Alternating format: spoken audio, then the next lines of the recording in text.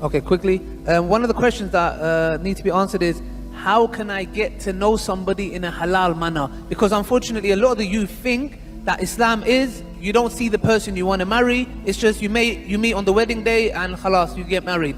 And obviously we know that's not the case. How could one go about getting to know the opposite gender in a halal manner? You know, before I answer that, let me quickly tell you that, my brothers and sisters, I'm not encouraging you to just bypass your parents. Your parents are the most important figures in your homes, in your house. There is so much of rights they have. You must discuss these matters, have an open relationship with them. But what I am trying to do is, those of us who do find ourselves in this type of position, predicament, I'm asking the parents to be more understanding and to let things happen. You know, I have children, I have ideals for them, but trust me, and I have proven myself. If one of them would come to me and tell me, I'm interested in marrying so and so, I'm interested in two things, deen and akhlaq. You have it and you're interested and both parties are interested. I am only a facilitator of what Allah has instructed me to facilitate. That's all. What happens, happens later. Please, let's open our eyes and continue. So regarding the question of how do I meet in a halal way, halal dating, and I think we'll end with this one, right? Or one more. Okay, no problem, no problem. We have the vote, it's okay. We're still there. You're still the mayor. So basically, halal way of, it's not dating, it's actually meeting. You see, in Islam, it's actually a sunnah to see your spouse. You know, you speak to the person, you meet them. But it must be under supervision so that you're not abused. I tell you, the main thing is the issue of a chaperone. So if you have a girl, for example, she's seen a brother, it can happen, and she's interested. Wallahi, the best way of doing it is you get hold of your own brother, your father. You know, I have such a relationship with my children, I will do it for my daughter any day.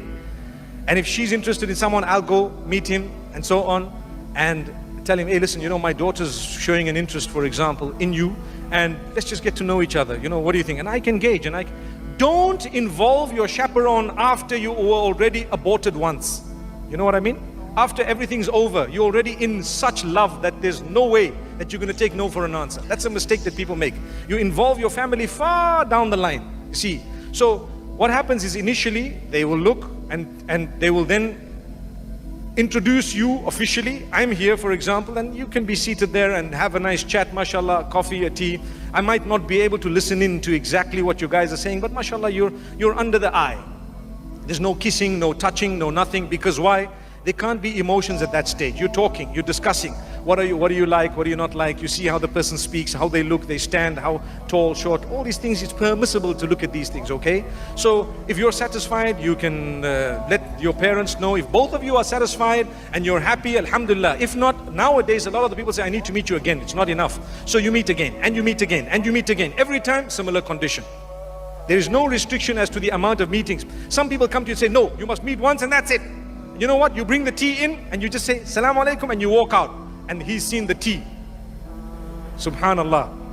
A wise guy will say, hang on. You brought me milk tea, I don't want milk tea. I need another cup of tea. I need green tea. And then she speaks to you. And then, trust me, the tea business was belonging to the 1960s and 70s. Subhanallah. At the moment, it's cappuccino, guys.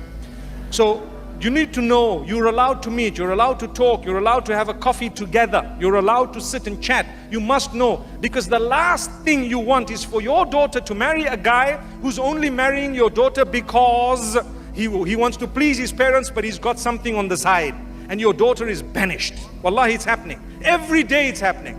And they tell you 2 years later, I never wanted to marry you, I've already got my girlfriend, I've already got 3 children from her, and so on. And you're like, why didn't you tell me? Well, I did it for my parents. The punishment of those parents is severe. You destroyed the lives of people. So it's best to be honest, to say, listen, we're wasting time. I've already got someone. My parents are just being funny. Thank you so much. I respect you. I salute you. Shukran. I will say no for you. Thank you. So the person will go back and say, listen, no. It shouldn't even get to that. You should have an open relationship. But the problem with us, we're so hypocritical. We allow our kids to go everywhere. But when it comes to marriage, no, you can't meet him. Dad, I've met 3,000 men in my life. The man I want to marry, you don't want me to meet him. What's the problem? Where are you? What's happening? I've had lecturers who were male. I've had everyone who was, and the man I want to marry, you're not even allowing me to meet him under supervision.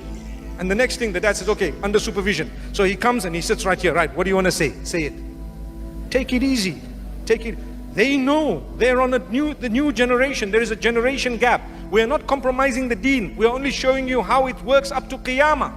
Don't come and implement your own culture here when it contradicts the deen. If it doesn't contradict the deen, by all means you're more than welcome. If it does, you're not welcome. May Allah forgive us. So you meet once, you meet twice, you meet 3 times, and then if you're not happy, respectfully, shukran, thank you so much, and so on. Another thing, when you have a chat, can I have your number? Yeah, you can. You know what's the proper way?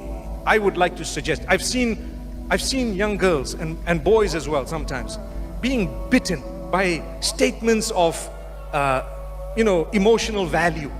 I love you, I miss you, send me a picture please, send me one without your hijab, send me one this way, that way. And I know of Muslim children who send each other nudes, and they come out, they release, they're blackmailed. Watch out, watch out. No matter how deep you think the relationship is, don't do something un-Islamic so that you won't be hurt. However, let's listen to this. So if you want to chat on WhatsApp, no problem, you can chat with me, but guess what?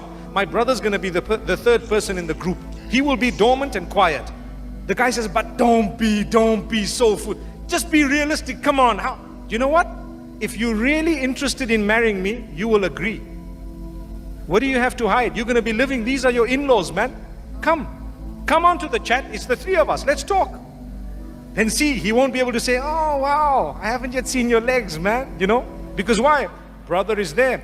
It's only done for your protection. Your heart is one of the most valuable organs. The heart and the mind are the most powerful organs of the body. Do not allow anyone to control those 2, because they can hurt you very badly. It's Allah. Allah will control. Allah decides. You gave your heart away. Do you know they have the capacity to break your life? And sometimes we do it too soon. Subhanallah. May Allah help us.